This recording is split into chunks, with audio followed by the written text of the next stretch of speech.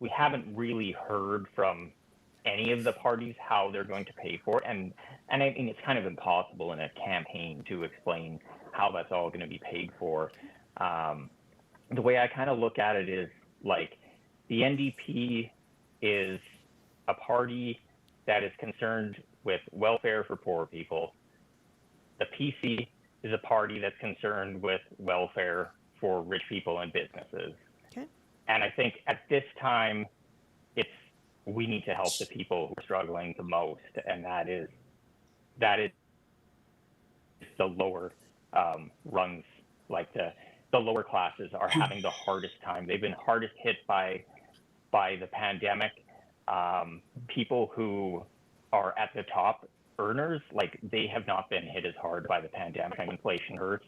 I mean, I just feel like both parties, no party has a real good plan of how to pay for it, and it's pretty unfair to say that like the PCs are the fiscally responsible party because they spend just as much as the NDP. They just spend it on different things. Okay, fair enough.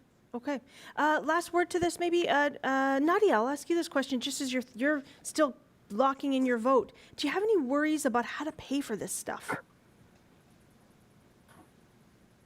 Yeah, like everyone else kind of said, there's kind of like they've all kind of said things like, oh, like we're gonna do this, we're gonna do this, but like they said they've never really like said fully how they're gonna pay for things, and like kind of just have to go with the budget, but like does everyone really, and they just keep saying like, oh, we're gonna get money from here and get like a bunch of, like when I watched the debate today they were saying, oh, like you're gonna have to borrow so much money and Right. to do all these things, and so just kind of thinking about that. But yeah, just it's kind of hard to kind of figure out, like for any party, right? So Yeah. it's kind of a catch 22.